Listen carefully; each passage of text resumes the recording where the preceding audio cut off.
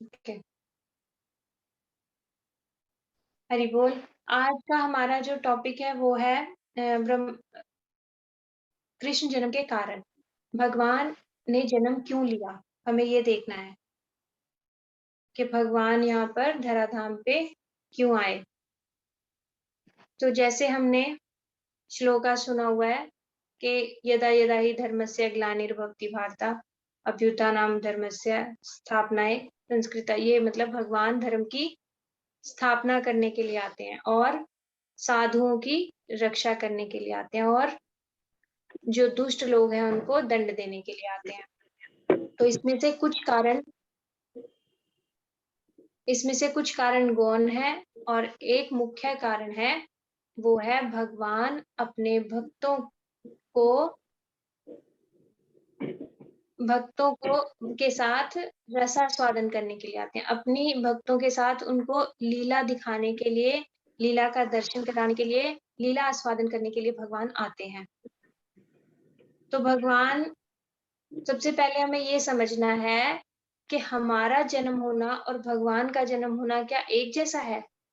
नहीं, इसमें भगवान ने गीता जी में बोला है, जन्म कर्म च मे दिव्यमेव वेति तत्त्वतः त्यक्त्वा देहं पुनर्जन्म नेति मामेति इसका मतलब जो और कर्म, ये मेरे जन्म करण, ये तत्व से जानता है, वो कभी भी इस धराधाम पे दोबारा जन्म नहीं लेता। जो मेरे जन्म कर्म, दिव्य जन्म कर्म को जान लेता है, वो दोबारा कभी इस धराधाम पे जन्म नहीं लेता। तो आप सब कहोगे कि हम सबको पता है कि भगवान ने जन्म लिया, हम सब तो जानते हैं। नहीं, इसको अभी सुना है, लेकिन हम अभी मान नहीं रहे इसको ठीक से। तो से नहीं जान पा रहे कि भगवान क्यों आए यहाँ पर, भगवान के आने का क्या कारण ने जन्म कैसे लिया। अभी जो है हम यही समझते हैं कि भगवान ने भी जन्म ले लिया, हमारे जैसे नहीं।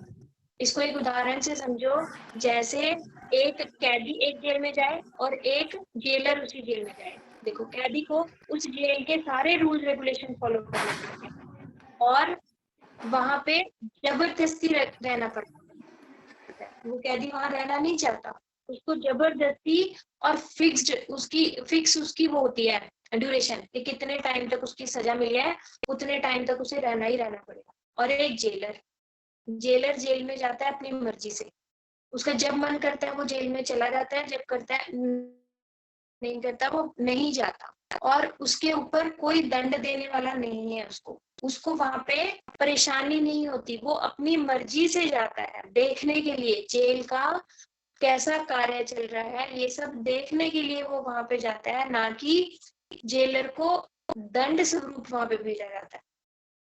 इसी तरह समझो, जो हम लोग हैं इस संसार में आए हैं वो है कैदी, हमें दंड स्वरूप यहाँ भेजा गया है कर्मों का भोग करने के लिए। और माया रूपी जो है जेलर यहाँ पे हमें जो है वो सुधारने के लिए रखी गई है भगवान ने, कि वो हमें दंड दे के सुधारती हैं।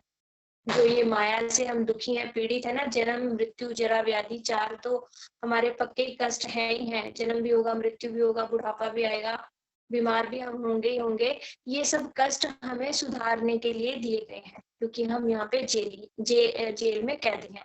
और दूसरा, हमारी आयु फिक्स है ना, हम एक भी दिन क्या, एक भी सांस, जितनी हमारी आयु है उससे एक भी सांस अधिक नहीं जी सकते ना। जैसे कैदी, उसको अगर सजा खत्म हो गई तो वो कहे नहीं अब तो मैंने बाहर नहीं जाना, यही रहना है, कभी उसे रखेंगे? एक भी दिन कोई, जितनी उसकी सजा उससे ज्यादा एक भी दिन कोई रखेगा नहीं ना। इसी तरह हम यहाँ पर कैदी हैं और भगवान यहाँ पर कैसे हैं? भगवान यहाँ पर जेलर है, वो यहाँ पे निरीक्षण करने आए हैं कि कैसे भगवान का सृष्टि का ये जो कार्य चल रहा है वो कैसा चल रहा है, ये सब देखने के लिए भगवान है। तो भगवान का जन्म और हमारे जन्म में बहुत अंतर है। भगवान हमारी तरह जन्म नहीं लिए, भगवान यहाँ पर अपनी मर्जी से आते हैं और मर्जी से चले जाते हैं। भगवान का जन्म मृत्यु नहीं होता, ये तत्व से समझो। अब समझो कि भगवान के जन्म के कारण, सबसे पहले तो ब्रह्मा जी ने, जैसे हम सुनते हैं कि ब्रह्मा जी ने प्रार्थना की थी कि धरती पर बोझ बहुत बढ़ गया है, असुरों ने बहुत यहाँ पे अत्याचार कर दिए हैं, तो भगवान आप आकर धरती के भार को हरण करो। तो ब्रह्मा जी की प्रार्थना सुनकर, देवताओं की प्रार्थना सुनकर भगवान आए। एक कारण हमने ये सुन रखा। दूसरा कारण कृष्ण और सुतपा की वांछा पूरी करने के लिए आए। सुतपा कौन है? ये एक प्रजापति थे और इन्होंने 12,000 वर्षों तक भगवान की कठोर आराधना करी, भगवान से वर मांगा। जब इनको ये प्रजापति थे ना, तो ब्रह्मा जी ने इन्हें बोला कि तुम सृष्टि करो। तब इन्होंने सोचा कि जब हम सृष्टि करेंगे तो हमें ऐसा पुत्र हो जो भगवान के जैसा हो। तो इन्होंने ऐसे पुत्र की कामना के लिए 12,000 वर्ष तक तपस्या करी। और भगवान जब प्रसन्न हुए तो भगवान ने इनसे पूछा वर मांगो। तो इन्होंने बोला आपके अच्छा वीडियो में बंद करते 1 मिनट। हमें जैसा पुत्र चाहिए, हमें आपके जैसा पुत्र चाहिए। तो भगवान तो वो बोले कि मेरे जैसा पुत्र तो कोई हो ही नहीं सकता, वो तो केवल मैं एक ही हूँ। तो भगवान ने सोचा कि मैंने इन्हें बोल तो दिया कि मेरे जैसा पुत्र अब दूं कैसे। तो ये शास्त्र में नियम है, यदि आप असमर्थ हो, कोई आपसे कुछ मांगे और उसको देने में असमर्थ हो, तो आपको उसके जैसी 3 चीजें देनी पड़ती हैं। तो भगवान ने बोला ठीक है, मैं अपने जैसा पुत्र तो कहीं से ला ही नहीं सकता, तो मैं ही तुम्हारे पास 3 बार पुत्र बन के आऊंगा। तो पहला वो कृष्णी गर्भ भगवान बन के आए, कृष्णी और सुतपा के यहाँ पे। दूसरा वामन भगवान बन के आए, अदिति और कश्यप जी के यहाँ पे। तीसरा जब वो देवकी और वसुदेव बने तो भगवान आए। तीसरा देवकी और वसुदेव जी कौन बने? यही कृष्ण और सुतपा 3 जन्म में भगवान इनके घर आए, इनके बेटे बन के। दूसरा द्रोण और धरा। द्रोण और धरा ने भी भगवान द्रोण और धरा ने ब्रह्मा जी से वर मांगा, बहुत तपस्या करी। और उन्होंने ब्रह्मा जी से क्या वर मांगा? उन्होंने मांगा कि हमें भगवान से माता पिता जैसी प्रीति चाहिए। अब यहाँ पे ध्यान से समझने की बात है, कृष्ण और सुतपा ने क्या मांगा था कि हमें आपके जैसा बेटा चाहिए, आपके जैसा बेटा चाहिए। और इन्होंने क्या मांगा? हमें भगवान से माता पिता जैसी प्रीति हो। तो द्रोण और धरा जब नंद बाबा और यशोदा के जिसे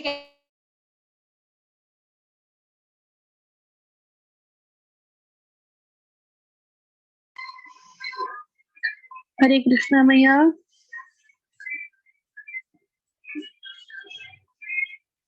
आवाज डिस्टर्बेंस है।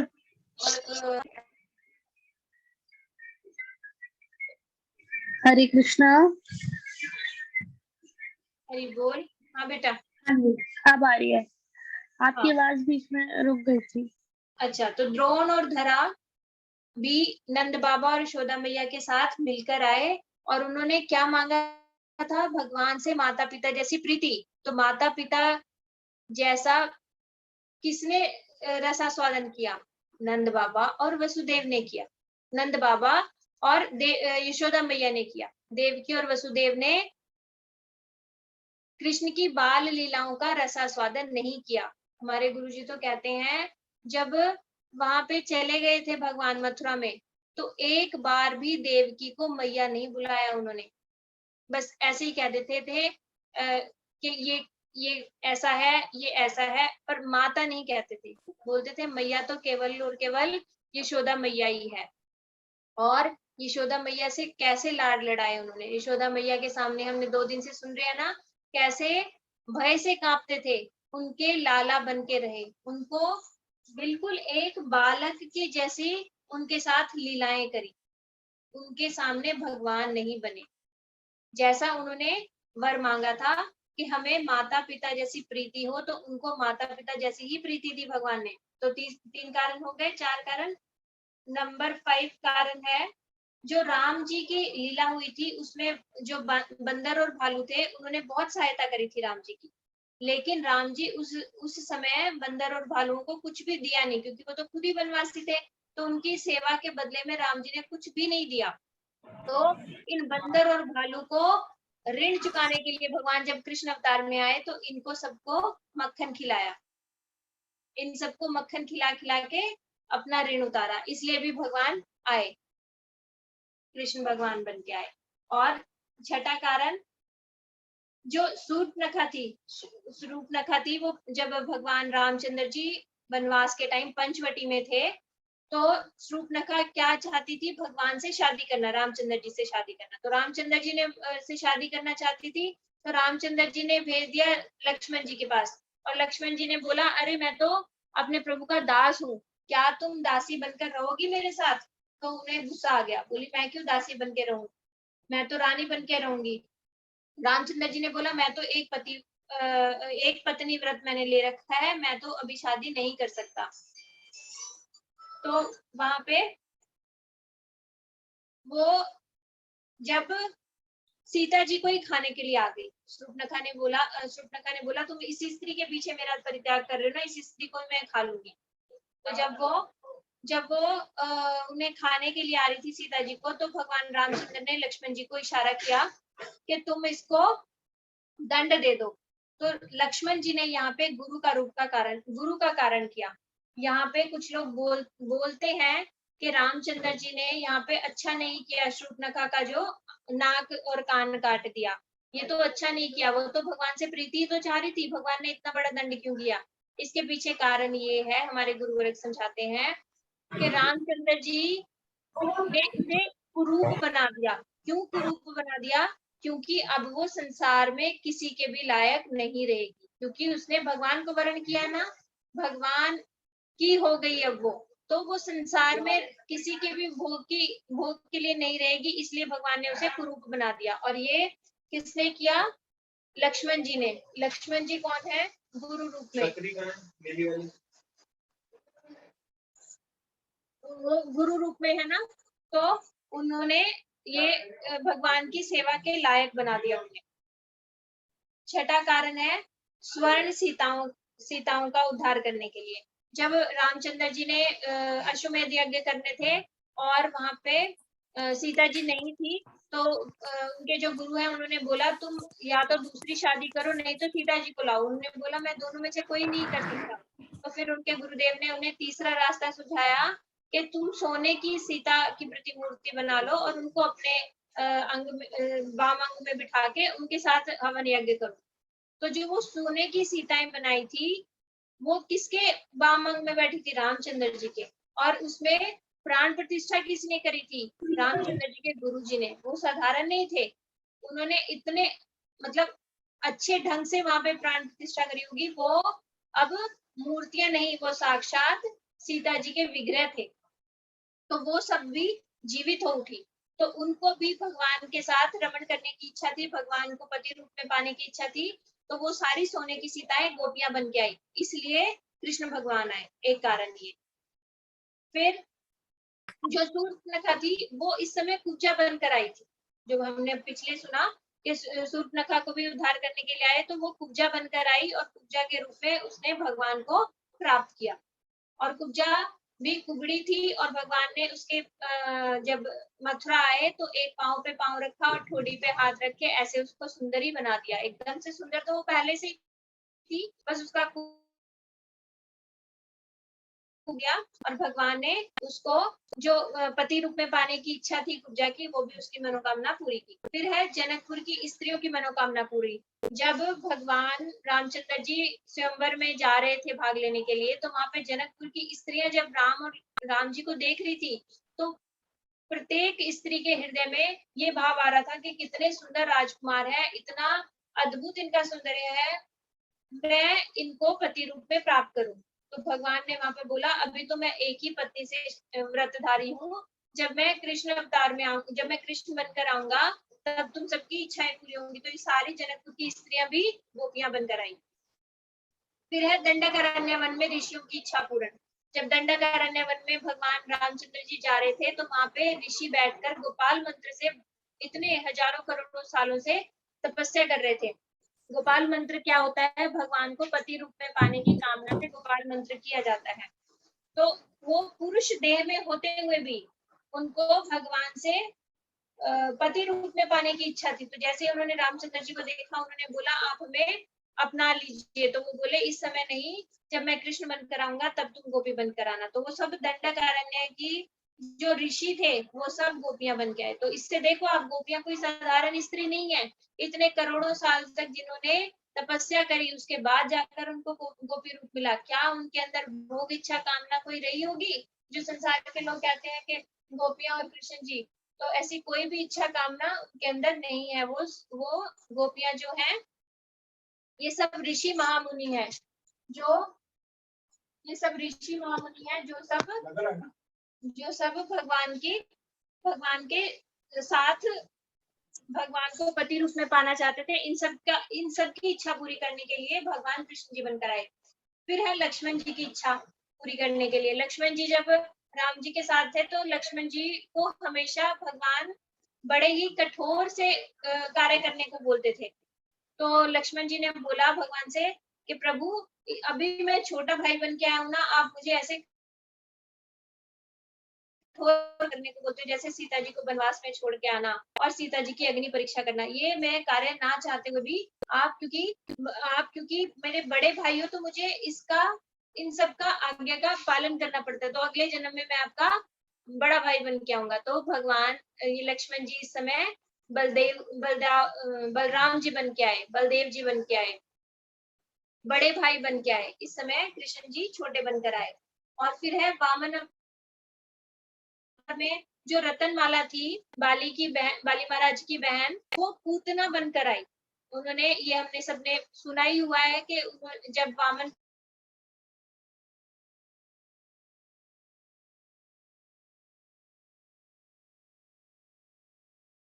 इतना सुंदर मेरे लाला हो तो मैं इसको स्तनपान करवाऊं। और जैसे ही उन्होंने देखा, थोड़ी देर में वामन भगवान ने उनका सारा राज्य छीन लिया। तो उनको बहुत गुस्सा आया। बोली अगर यदि ऐसा मेरा पुत्र हो तो उसको कालकूट विष दे दूं मैं। तो भगवान ने बोला तथास्तु। तो इस जन्म में पूतना आई, उन्होंने स्तनपान भी करवाया और विष भी पिलाया।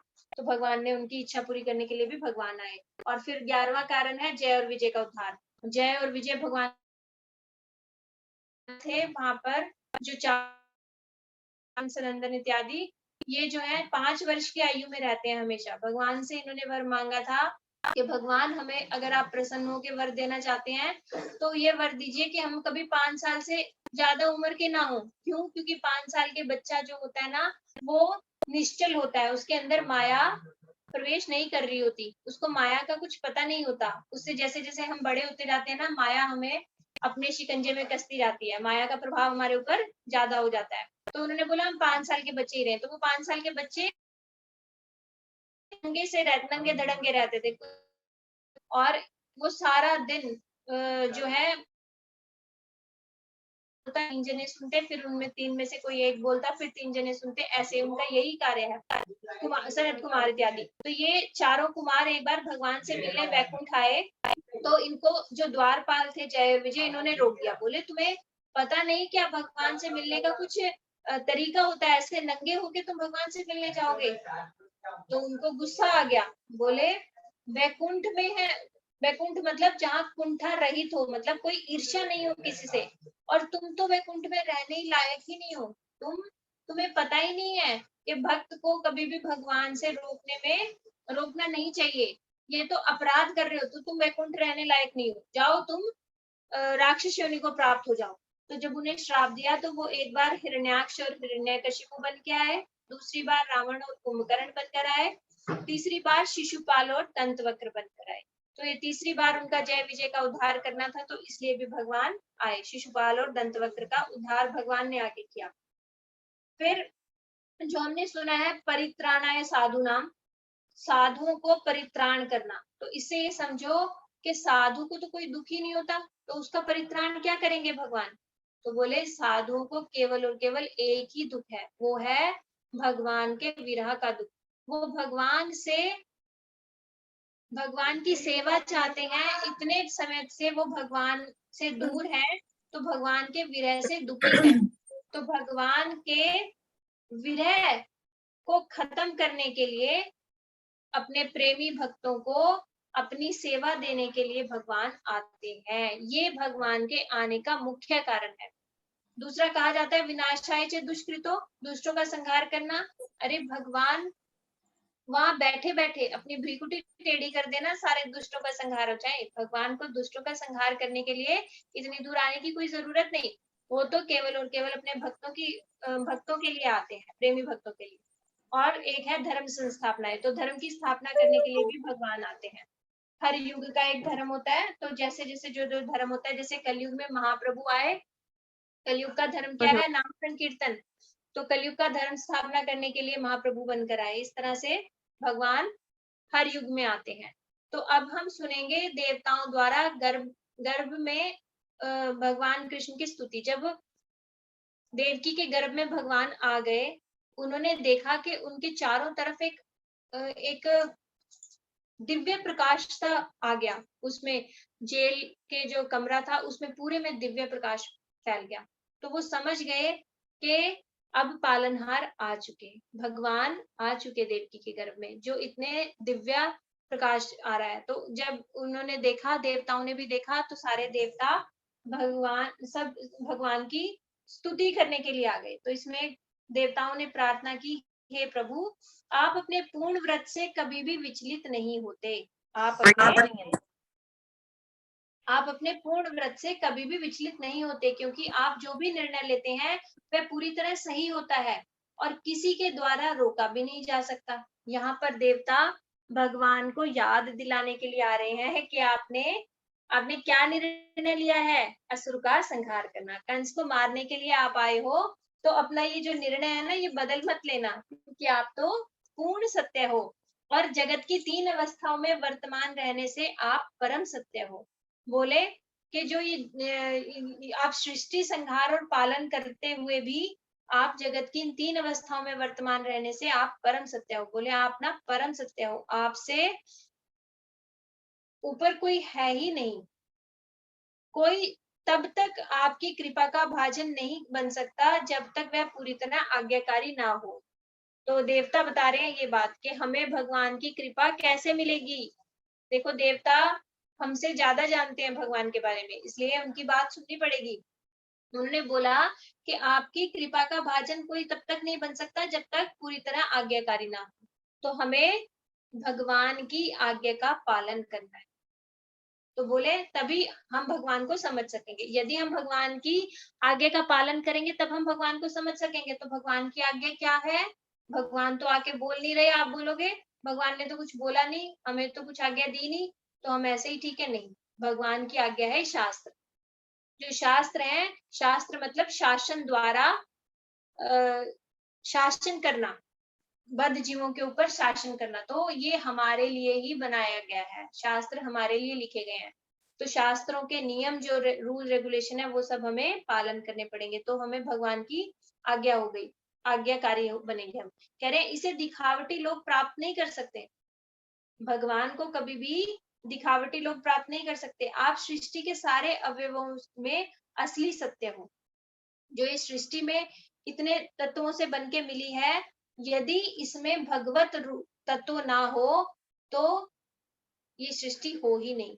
ये सृष्टि एक अंडा हो बस, जैसे कहते हैं ना, मतलब जिसमें प्राण नहीं। प्राण इसमें कहाँ से आए? जैसे महातत्व कहते हैं इसको। जब सृष्टि करने की इच्छा भगवान की आई, तो भगवान ने सारे तत्वों को मिला दिया। कैसे तत्व?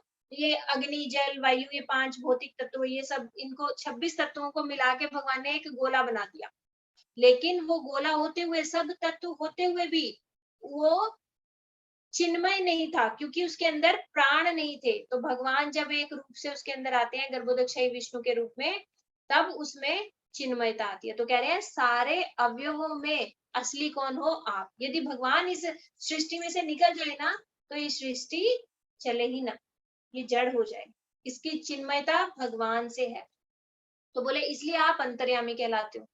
भगवान इसलिए अंतर्यामी है क्योंकि भगवान सबके अंदर है। ऐसा कोई चीज है ही नहीं जिसमें भगवान नहीं है। तो बोले आप सबों पर समभाव रखते हैं और आपके आदेश प्रत्येक काल में हर पर लागू होते हैं। देखो, ये कभी हम कह नहीं सकते कि भगवान ने जो आदेश दिया ना ये मेरे लिए नहीं दिया, ये सबके लिए है। तो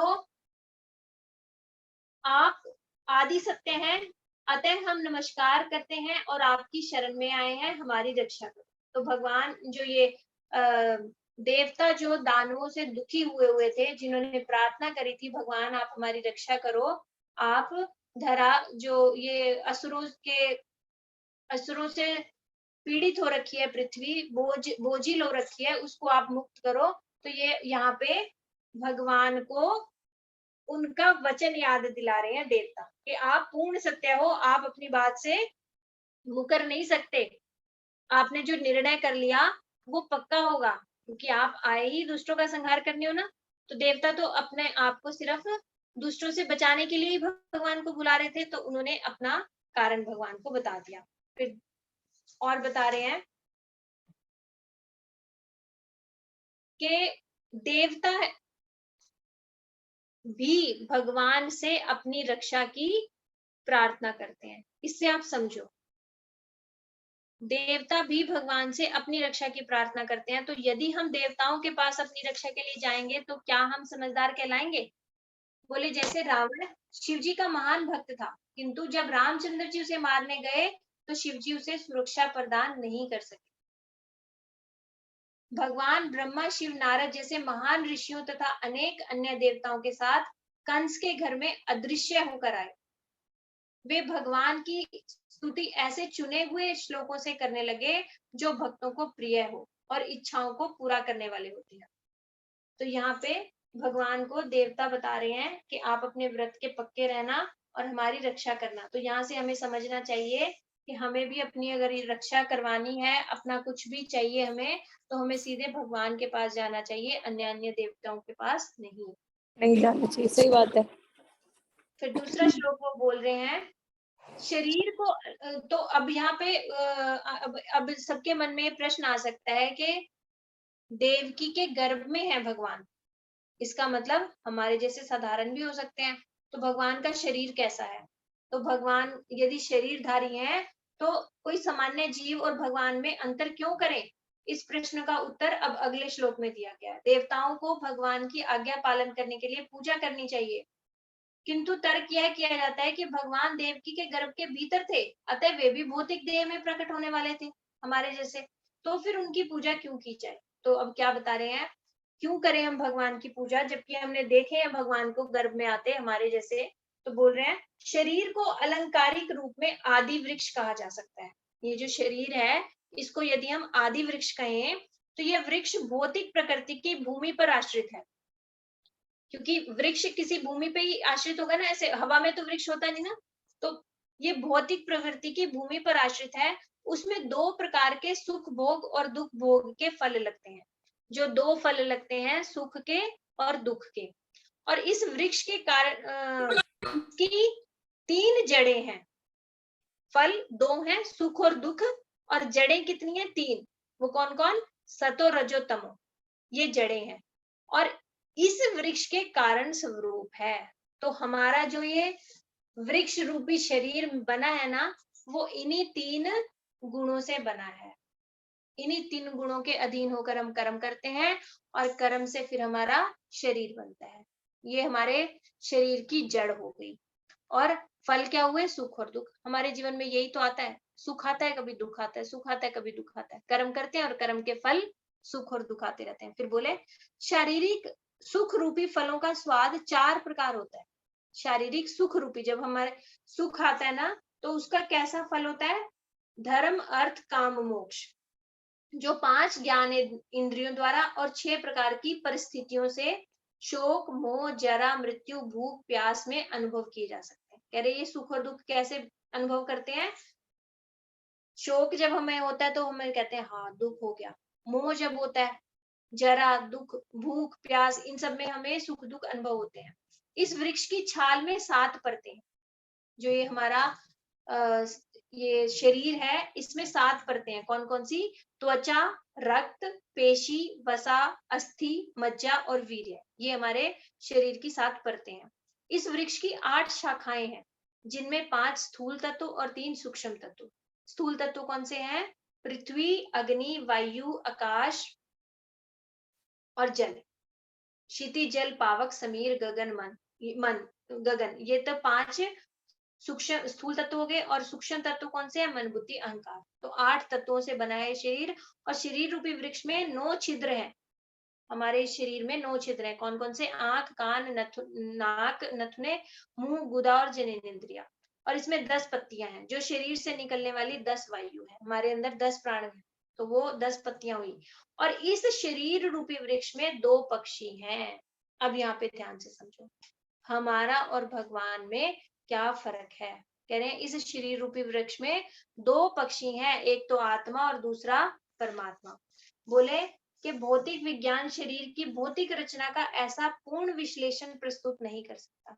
अब साइंस कितनी भी तरक्की कर ले, पर जो ये आत्मा और परमात्मा हमें शास्त्र बताते हैं कि हमारे अंदर 2 तत्व हैं, आत्मा भी है परमात्मा भी है, ये कोई साइंस पकड़ नहीं सकती। फिर बोले भौतिक विज्ञान केवल निर्जीव पदार्थ का विश्लेषण करते हैं, किंतु यह अपर्याप्त है। इस शरीर के ऊपर ही सारी प्रैक्टिस करने पे लगे हुए हैं कि आंख कैसे बदलने, कान कैसे बदलने, हार्ट कैसे बदलने, लेकिन आत्मा जो मेन है उसके ऊपर कोई रिसर्च ही नहीं कर रहा। तो ये हमारा आधुनिक समाज है। कह रहे शरीर के भीतर ऐसे 2 क्षेत्रज्ञ हैं, आत्मा और परमात्मा। आत्मा अपने शरीर का स्वामी है और परमात्मा सारे जीवों में उपस्थित है। परमात्मा सबका स्वामी है और आत्मा केवल एक शरीर का स्वामी है। शरीर संरचना का ऐसा सम्य विश्लेषण तथा ज्ञान वैदिक साहित्य के अतिरिक्त दुर्लभ है। जब 2 पक्षी किसी वृक्ष में प्रवेश करते हैं तो मूर्खतावश कोई सोच सकता है कि दोनों पक्षी एक हो गए। कुछ लोग कहते हैं ना आत्मा परमात्मा में मिल जाएगा, हम ब्रह्मलीन होना चाहते हैं, तो वो ये मूर्ख लोग हैं। बोले 2 पक्षी अलग अलग हैं तो अलग अलग ही रहेंगे, एक नहीं हो सकते। वो कह रहे 2 अलग अलग ही रहेंगे, दोनों की सत्ता हमेशा रहेगी, आत्मा भी रहेगी और परमात्मा भी रहेंगे।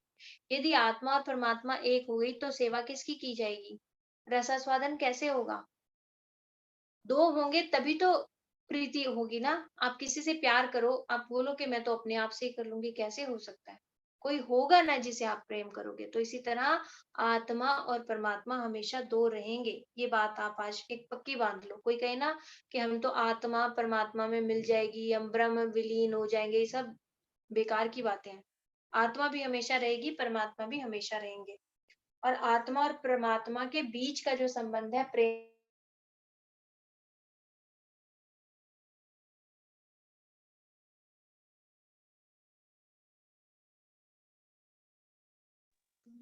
आवाज नहीं आ हरे रही? हरे कृष्णा भैया। ये सब हमें बता रहा ना। हाँ अब आ रही है। हरि बोल प्लीज अपना माइक। तो कह रहे हैं जो ये वैदिक ज्ञान हमें इतनी गूढ़ विषय की नॉलेज देता है ना, उसको तो कोई पढ़ता ही नहीं, शास्त्र तो कोई पढ़ ही नहीं रहा, उसे तो बंदी बना के गुप्त रख दिया गया। किंतु हर व्यक्ति को इसे समझने की आवश्यकता है। ये शास्त्र किसी एक व्यक्ति के लिए नहीं है, हम सबको पढ़ने चाहिए ये। अज्ञान की आधुनिक सभ्यता केवल शरीर का विश्लेषण करने में व्यस्त है, अतः लोग इस गलत परिणाम को प्राप्त होते हैं कि शरीर के भीतर की जीवनी शक्ति किन्हीं भौतिक अवस्थाओं में उत्पन्न हुई है। तो साइंटिस्ट क्या कहते हैं कि कुछ केमिकल रिएक्शंस हुई और हम सजीव हो गए। उन्होंने ये बात हमारी घड़ दी है। कह रहे ऐसा कैसे हो सकता है? लोगों को आत्म विषय कोई जानकारी नहीं, किंतु इस श्लोक में पूरी व्यवस्था दी गई है कि जीवनी शक्तियां 2 हैं, आत्मा भी और परमात्मा भी। परमात्मा हर शरीर में उपस्थित है, जबकि आत्मा केवल अपने ही शरीर में स्थित है। एक शरीर से दूसरे शरीर में आत्मा का देह स्थानांतरण होता है। फिर तीसरे श्लोक में बोल रहे हैं, हे भगवान, आप ही कई रूपों में अभिव्यक्त इस भौतिक जगत रूपी मूल वृक्ष के प्रभावशाली कारण स्वरूप हो। यहाँ पे भगवान ही सब कारणों के कारण है, ये क्लियर हुआ। भगवान ही सब कारणों के कारण है। हमारा ये शरीर है क्यों? क्योंकि भगवान के कारण। भगवान है इस शरीर को बनाने वाले भी, और कोई नहीं है। तो बोले हे प्रभु, आप इस मूल वृक्ष के प्रभावशाली कारण स्वरूप हो। आप ही इस जगत के पालक भी हो और संहार के बाद आप ही ऐसे हो जिससे सारी वस्तुएं संरक्षण हो जाती हैं। संहार करने के बाद ये नहीं कि भगवान खत्म कर देते हैं हमें, कह रहे संरक्षित भी आप ही करते हो। जैसे प्रलय जब होती है ना तो सारे जीव भगवान जो गर्भोदकशाही जो क्षीरोदकशाही विष्णु है ना, नहीं कारणोदकशाही विष्णु, जो कारण जल में जहां से हम आए हैं वहां पे कारणोदकशाही विष्णु लेटे हुए हैं, उन्हीं से हम निकल रहे हैं और प्रलय काल में सारे जीव उन्हीं में चले जाएंगे। तो बोले प्रलय के बाद भी, संहार के बाद भी आप ही सारी वस्तुओं को संरक्षित रखते हो। जैसे कहते हैं ना संभाल के रखना, इसको एक ऐसे समझो जैसे एक मुर्गी पालने वाला होता है ना, वो एक बाड़ा बना के रखता है मुर्गियों का। तो सुबह होते ही वो बाड़ा खोल देता है, गेट खोल देता है, सब मुर्गियां बाहर घूम फिर के अपना दाना चुगती हैं और फिर रात को सब मुर्गियों को अंदर करके वापस वो गेट बंद कर देता है। तो इसी तरह समझो भगवान ने अभी हम हमारी जैसी जीवात्माओं को इस सृष्टि जगत में, जड़ जगत में भेजा हुआ है। हम यहाँ पे अपना कर्म जो है काट रहे हैं, कुछ भोग रहे हैं, और जैसे ही हमारे कर्म खत्म होंगे हम वापस, ये सृष्टि खत्म होगी, प्रलय आएगी, सारे जीव वापस भगवान के अंदर ही सो जाएंगे जाकर। फिर दोबारा जब भगवान को सृष्टि करनी होगी, हमारे जैसे जीवों को, बद्ध जीवों को भगवान फिर से शरीर देकर यहाँ पे छोड़ देंगे। तो लोग कह रहे हैं जो लोग माया से आवृत है वे इस जगत के पीछे आपको दर्शन ही नहीं कर पाते। जो लोग माया से आवृत है, मतलब इतने माया में बंधे पड़े हैं, वो क्या कहते हैं, ये तो सृष्टि अपने आप ही बन गई। इसके पीछे ना एक एग्जाम्पल देते थे पूज्यवत स्वामी महाराज जी के, यदि अपने आप बन गई ना तो एक पेंटिंग को देख के तुम कोई कह सकता है कि ये अपने आप हवा में ब्रश उड़ा और कलर उड़े और पेंटिंग बन गई। तो वो उससे किसी को बोला प्रभुपाद जी ने कि जो सामने की पेंटिंग है ना ये अपने आप बनी है, तुम्हें पता है, ये इसको बनाने वाला कोई नहीं। तो वो बोला ऐसा कैसे हो सकता है प्रभुपाद जी, ये तो इम्पॉसिबल बात है। इस पेंटिंग को बनाने वाला कोई ना कोई तो होगा ही, जिसने ये कलर चूज किए, जिसने प्रॉपरली लाइंस खींची, कलर भरा। तो बोले प्रभुपाद जी कि इतनी छोटी सी एक पेंटिंग बनाने वाला कोई होगा, लेकिन ये सृष्टि तुम कहते हो अपने आप से बन गई। एक साइंटिस्ट था, उसको प्रभुपाद जी ने ऐसा उत्तर दिया कि वो निरुत्तर हो गया। बोले इतनी बड़ी सृष्टि को तुम कहते हो ये ऐसे ही केमिकल रिएक्शंस हुई और एक दिन ये सृष्टि बन गई, ऐसा कैसे हो सकता है? इस सब के पीछे भगवान है। तो कह रहे हैं जो माया से आवृत लोग हैं वो आपको देख नहीं पाते, वो कहते हैं ऐसे ही हो गया सब कुछ, वो दर्शन नहीं कर पाते, क्योंकि विद्वान भक्तों जैसी उनकी दृष्टि नहीं है। ये भक्त ही समझ सकता है कि हर कारण के पीछे भगवान है। और कह रहे हैं भक्त कैसे होते हैं, भगवान प्रत्येक स्थिति, भगवान भक्त जो है प्रत्येक स्थिति भगवान से जोड़ देते हैं। यदि भक्तों को सुख आए तो वो भगवान को धन्यवाद करते हैं, प्रभु आपकी कृपा से मिला। यदि किसी भक्त को दुख आए तो भी भगवान को धन्यवाद करते हैं, भगवान आपकी कृपा से मिला। तो पूछे कैसे कृपा से मिला? वो बोलते हैं कि भगवान आप मेरा यहाँ पर कल्मश दूर कर रहे हो, आप मेरे को जन्म मृत्यु के चक्र से छुटाओगे ना। तो जन्म मृत्यु के चक्र से मैं कब छूटूंगा? जब मेरे कर्म फल खत्म होंगे। तो मेरे कर्म फल भुगवाने के लिए आपने जल्दी जल्दी मेरे को ये थोड़ा सा कष्ट दे दिया, जिससे मेरे कर्म बंधन जल्दी जल्दी खत्म हो और मैं आपके पास आऊं। तो भक्त वो है जो प्रत्येक स्थिति में भगवान को धन्यवाद दे और प्रत्येक स्थिति भगवान से जोड़ दे। क्यों? क्योंकि और मनुष्य को चाहिए भगवान के विविध स्वरूपों से विचलित ना हो। कुछ भी आए इस जीवन में, किसी भी स्थिति में विचलित ना हो। क्यों? क्योंकि भगवान ने बोल दिया है मामेकम शरणम व्रज। तो हमें भगवान की शरण में रहकर प्रत्येक स्थिति को एज इट इज उसको जो है ना भोग लेना चाहिए। सुख आया तो भगवान का धन्यवाद, दुख आया तो भगवान का धन्यवाद। तो भगवान कहते हैं मनुष्य जीवन का यही आदर्श सिद्धांत होना चाहिए कि जैसी भी स्थिति है वो भगवान आपके द्वारा ही दी गई है, धन्यवाद आपका। फिर अगले श्लोक में बोलते हैं, हे प्रभु आप सदैव ज्ञान से पूर्ण रहने वाले और सारे जीवों का कल्याण करने के लिए विविध अवतार लेते हैं, जो भौतिक सृष्टि के लिए दिव्य होता है। जब आप इन अवतारों के रूप में प्रकट होते हैं तो पुण्यात्माओं और धार्मिक भक्तों के लिए तो मोहक होता है और अभक्तों के लिए संहार करता। जब भगवान अवतार लेते हैं दुष्टों के लिए तो भगवान काल स्वरूप में आते हैं और भक्तों के लिए भगवान मोहक, जैसे नरसिंह भगवान हिरण्यकशिपु को काल लग रहे थे, अपना काल बनकर आए, उसको तो मार दिया भगवान ने। मारा मतलब उद्धार ही किया। और प्रहलाद महाराज जी के लिए कितना सुखपूर्वक थे कि नरसिंह भगवान आए उनके लिए ना। तो भक्तों को भगवान का अवतार मोहक लगते हैं और अभक्तों को संहार करता लगता है।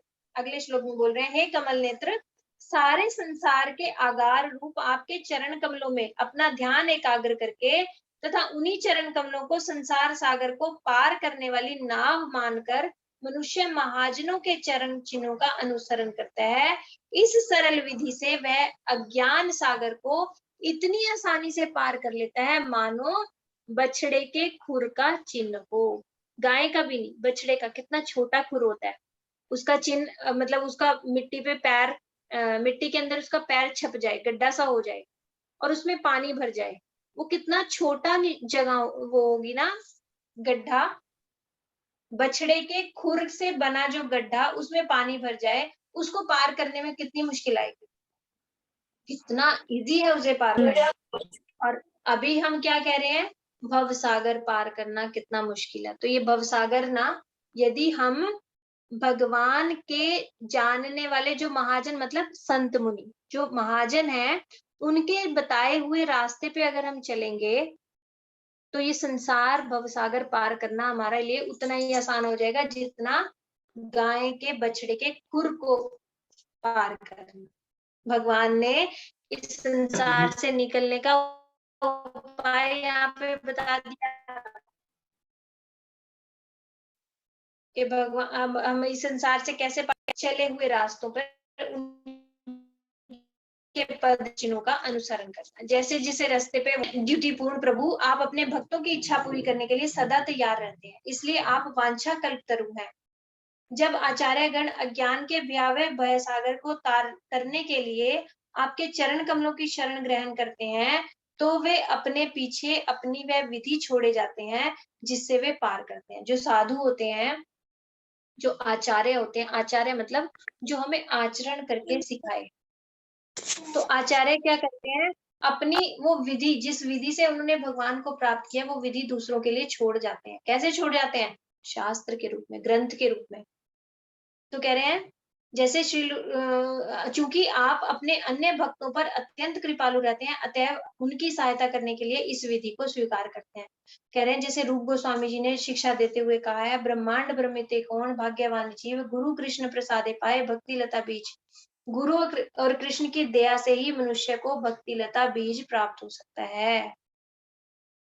तो यदि हमें इस संसार से पार होना है तो जो हमारे आचार्य वर्ग हैं, जो हमारे गुरु वर्ग हैं, जिस रास्ते पर वो चले, उन्होंने कैसे संख्या पूर्वक हरिनाम किया, कैसे धाम की परिक्रमा करी, कैसे वैष्णव सेवा करी, यही सुन सुनकर हम भी उनका अनुसरण यदि करेंगे तो इस भवसागर से बहुत जल्दी पार हो जाएंगे। और अगले श्लोक में बोल रहे हैं, कोई कह सकता है कि भगवान के चरण कमलों की शरण खोजने वाले भक्तों के अतिरिक्त भी ऐसे लोग हैं जो भक्त नहीं है। मतलब भगवान के चरण कमलों की शरण खोजने वाले भक्तों के अतिरिक्त कोई ऐसे अभक्त लोग भी हैं, किंतु जिन्होंने मुक्ति प्राप्त करने के लिए भिन्न भिन्न विधियां स्वीकार की हैं, तो उनका क्या होता है। तो उसके उत्तर में कह रहे हैं भगवान ब्रह्मा जी तथा अन्य देवता कहते हैं, हे कमल नयन, भले ही कठिन तपस्या से परम पद प्राप्त करने वाले अभक्त गण, परम पद प्राप्त करने वाले अभक्त गण अपने को मुक्त हुआ मान ले, किंतु उनकी बुद्धि अशुद्ध रहती है।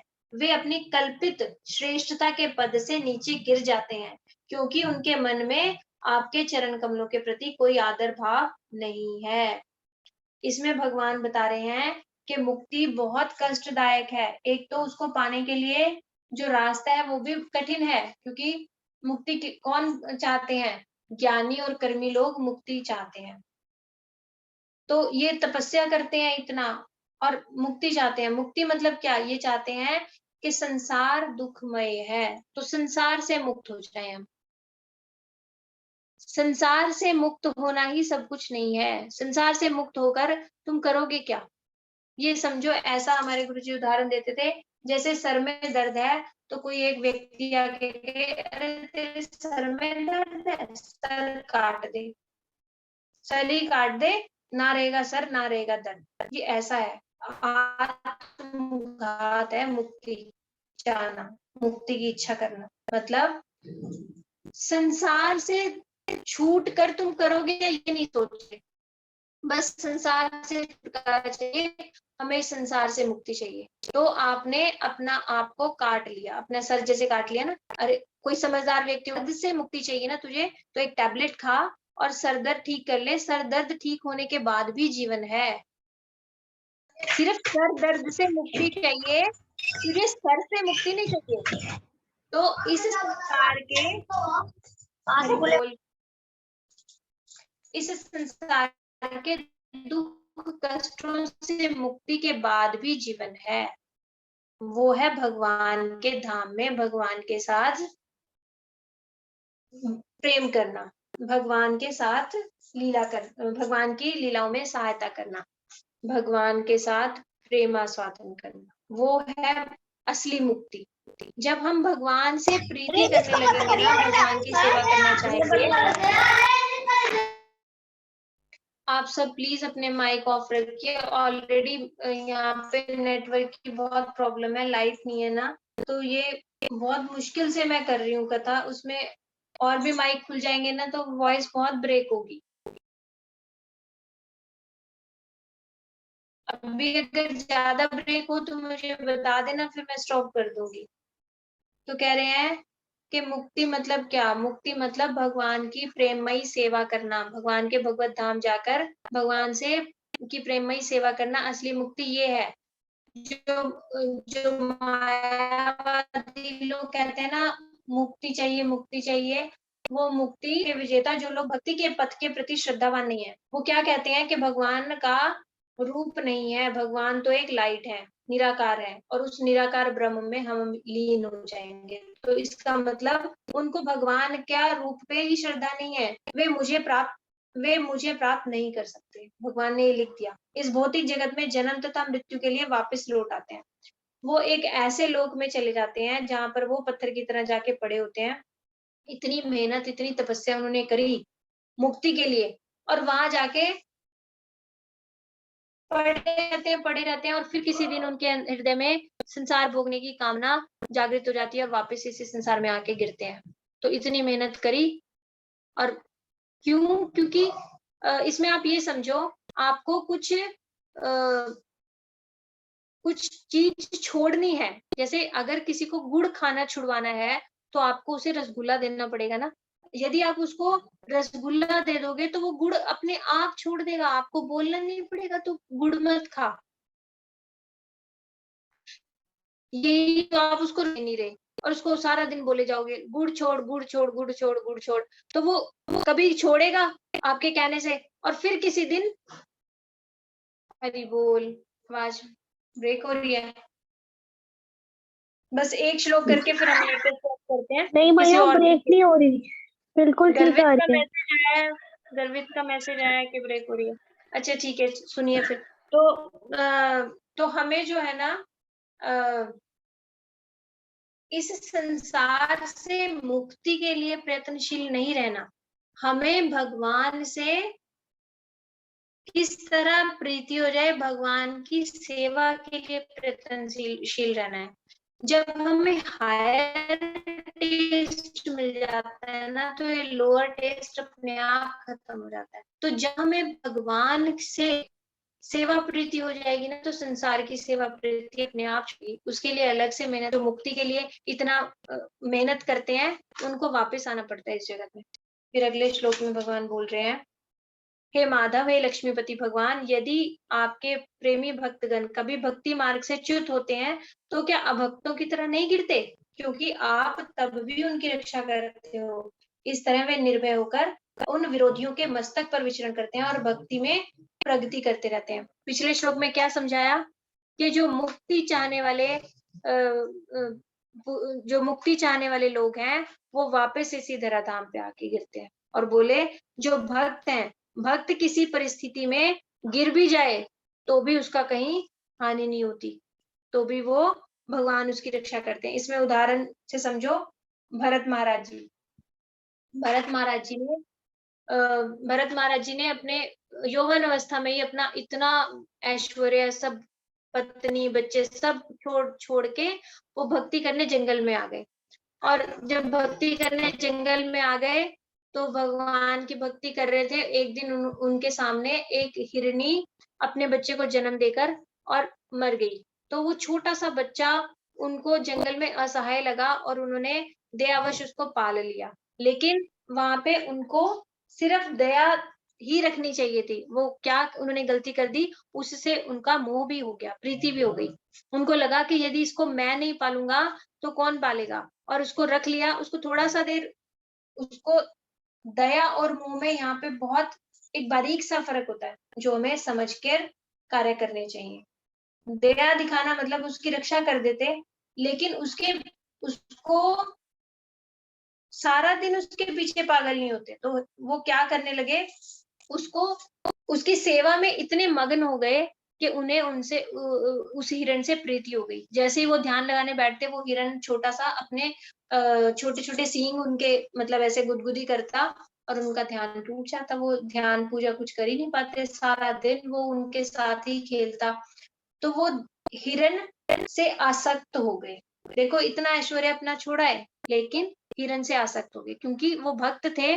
तो जब वो हिरण थोड़े दिनों बाद उनको छोड़कर चला गया, और वो हिरण जब चला गया तो वो हिरण की चिंता में ही उन्होंने शरीर छोड़ दिया कि अरे उसे कोई खा ना जाए, वो कहाँ चला गया, वो कहाँ चला गया। उनका समय आ गया, काल आ गया और उन्होंने शरीर छोड़ दिया। और शरीर किसकी चिंता में छोड़ा, हिरण की चिंता में। तो अगला जन्म किसका मिला, हिरण का। लेकिन उन्होंने भक्ति की थी तो हिरण का जन्म भी उन्हें ऐसे साधुओं के आश्रमों के पास मिला जहाँ पे साधु हरि कथा करते थे। और हिरण के जन्म में भी उन्हें अपना पुराना जन्म याद रहा। ये भगवत कृपा।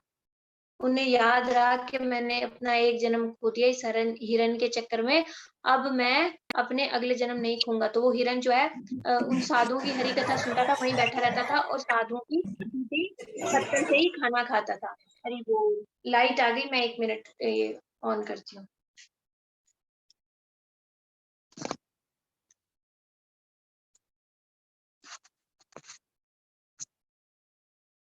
हरि बोल। आ रही है?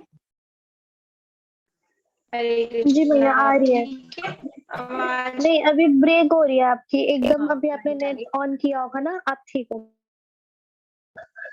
अब ठीक है। हाँ हाँ पे हो गया अभी। तो हिरण का पुराना जन्म याद रहा और उन्होंने अपना सारा जीवन। बहुत ब्रेक हो रहा है माता, ये तो हरिप्रिया लिख रही है। थोड़ा 5 मिनट और सुन लो, अगर ज्यादा ब्रेक होगा तो फिर हम छोड़ देंगे। बिल्कुल तुम्हें ब्रेक नहीं हो रहा भैया, मेरे को बिल्कुल ठीक आ रही है आपकी आवाज। वो ये ना सबकी बिल्कुल ब्रेक नहीं हो रहा। अलग अलग नेट है, उनकी नेट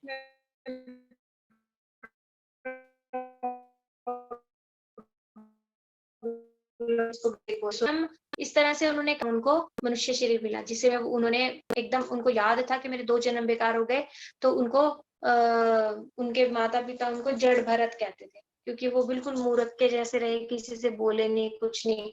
तो इस तरह से जड़ भरत के रूप में फिर उनका उद्धार हुआ। तो भक्त कहीं भी हानि नहीं होती। भक्त से यदि कहीं गलती हो भी जाए तो भगवान उन्हें संभाल लेते हैं। किस तरह से जड़ भरत को भगवान ने आके संभाला। अगले श्लोक में है, माइक माइक देखो आप किसका खुला है। बहुत प्रिय, माइक सबका म्यूट कर दे। अगले श्लोक में है, प्रभु पालन करते समय आप त्रिगुणातीत दिव्य शरीर वाले अनेक अवतारों में प्रकट होते हैं। तो यहाँ पे भगवान का शरीर बताया है।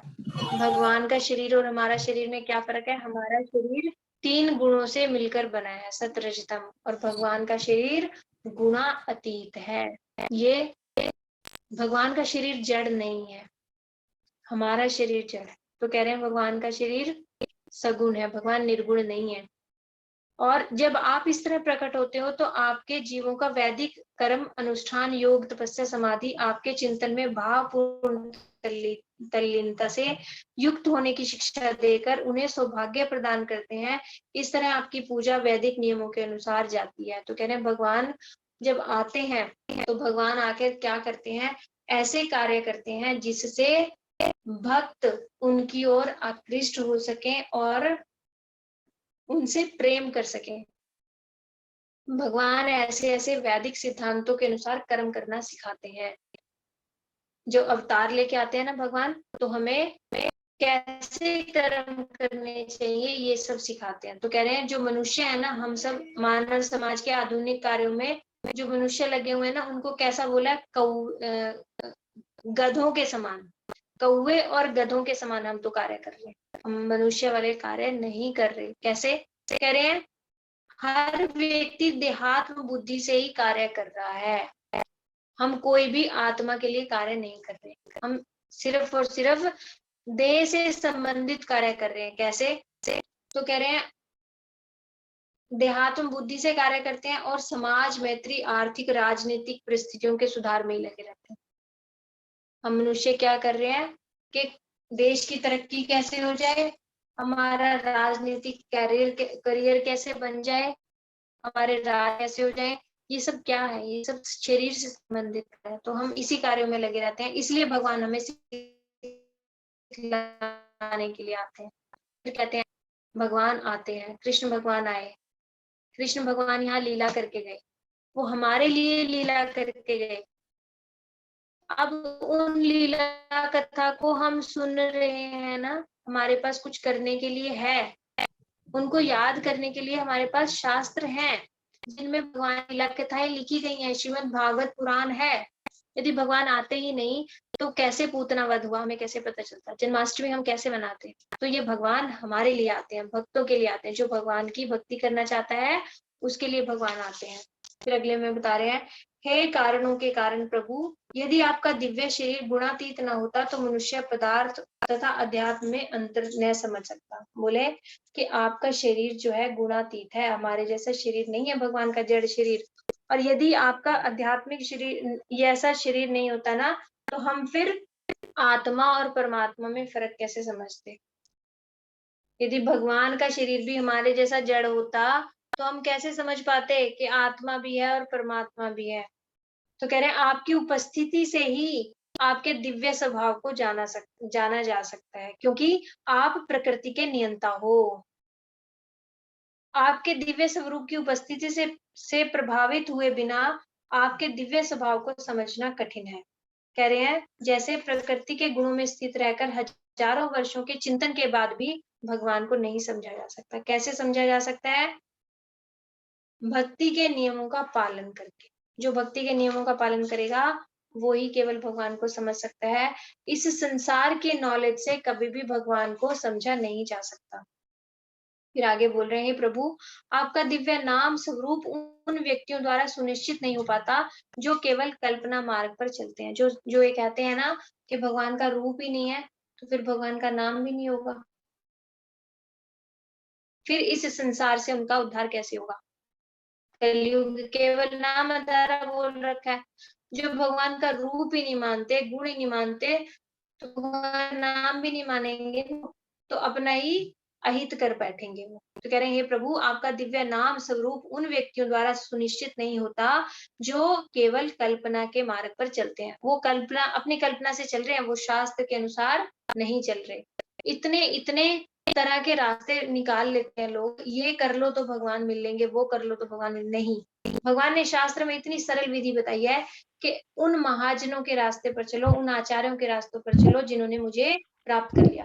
अरे इस संसार में भी देखो ना, आपको यदि दिल्ली जाना है, बॉम्बे से दिल्ली जाना है, तो आप उस व्यक्ति को ढूंढोगे जो बॉम्बे गया हुआ होगा। तो आप उससे पूछोगे भैया तू कैसे गया था।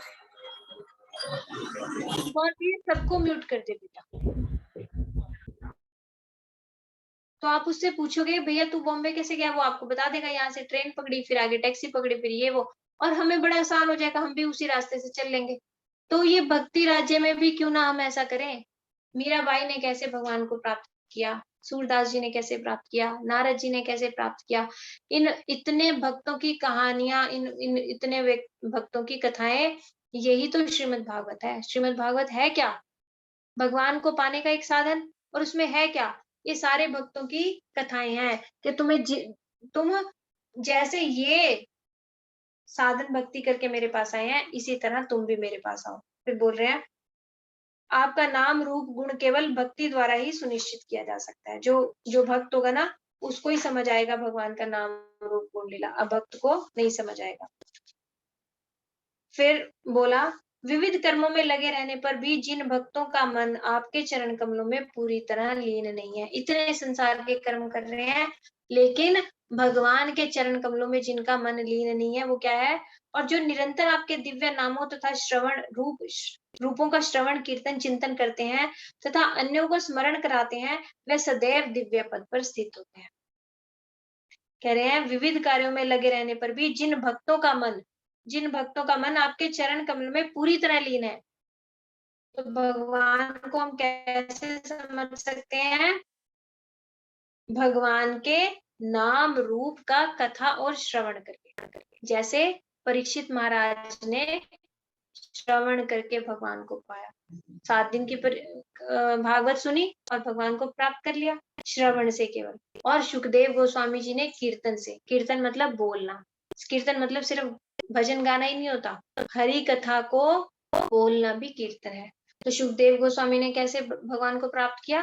कीर्तन करके। तो कह रहे हैं श्रवण कीर्तन चिंतन करके अन्यों को स्मरण कराते हुए वे सदैव दिव्य पद पर स्थित रहते हैं। जो खुद श्रवण कीर्तन स्मरण करे और दूसरों को भी स्मरण कीर्तन और श्रवण करवाए, वो ही दिव्य पद पर स्थित रहते हैं और भगवान को वो ही समझ सकते हैं। जैसे नारद जी स्वयं भी तो कीर्तन करते घूमते हैं ना, और दूसरों को भी आके भगवान के पास जाने का रास्ता बताते हैं। प्रहलाद जी को किसने रास्ता बताया? नारद जी ने। ध्रुव महाराज को किसने रास्ता बताया? नारद जी ने।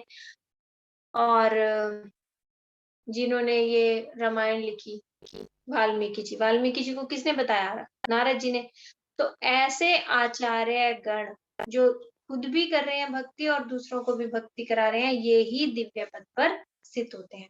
फिर बोल रहे हैं प्रभु हम भाग्यशाली हैं कि आपके प्राकट्य से इस धरा पर असुरों का कारण जो भारी बोझा है वे शीघ्र ही दूर हो जाएगा।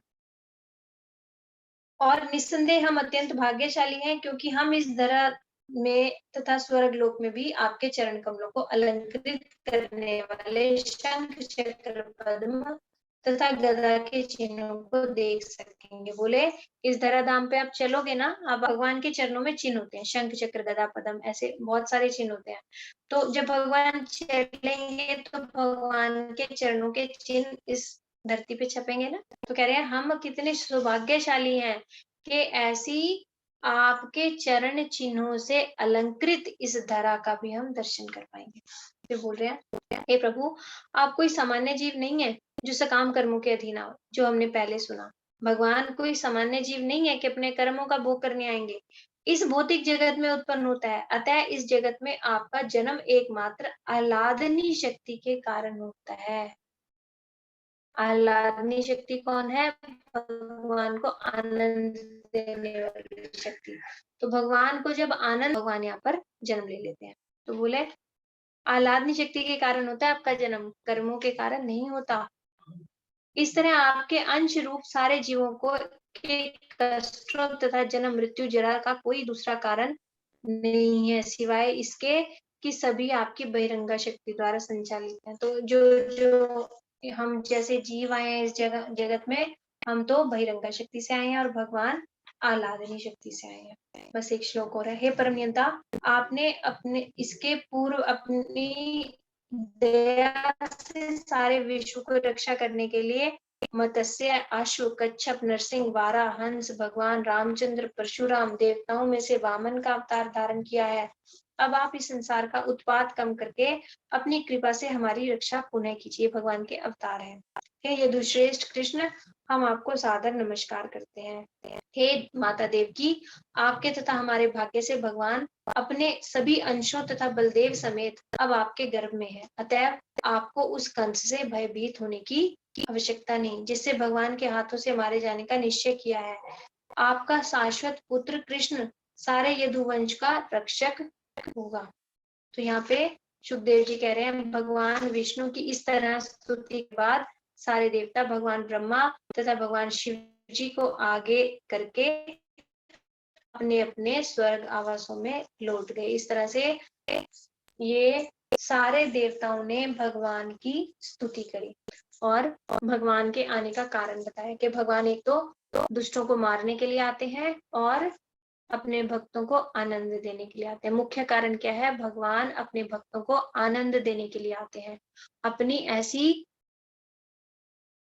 लीलाएं करके उनको छोड़ जाते हैं, ताकि जो आगे साधक हैं, जो अभी हमारे जैसे साधक बनेंगे, जो भक्ति करना चाहते हैं, यदि भगवान ना आए होते तो हम कैसे भक्ति करते? तो भगवान हमारे लिए आए कि ये जो श्रीमद् भागवत पुराण है, इसमें भगवान की सारी लीला कथा है, तो ये सब पढ़ पढ़ के हम भगवान से प्रीति कर सकते हैं। अगर ये नहीं होती, भगवान ना आए होते, तो श्रीमद् भागवत पुराण ना होता, तो हमारे पास कोई रास्ता नहीं होता भगवान के पास जाने का, भगवान से प्रीति करने का। तो श्रीमद् भागवत महापुराण की जय। आज हम इस सेशन को यही विराम देते हैं। कोई क्वेश्चन होगा तो आप फिर उसमें ही पूछ लेना, जो है ग्रुप में। गौर प्रेमानंद कृपा सिंधु भयवश पतितानां पावनेभ्यो वैष्णव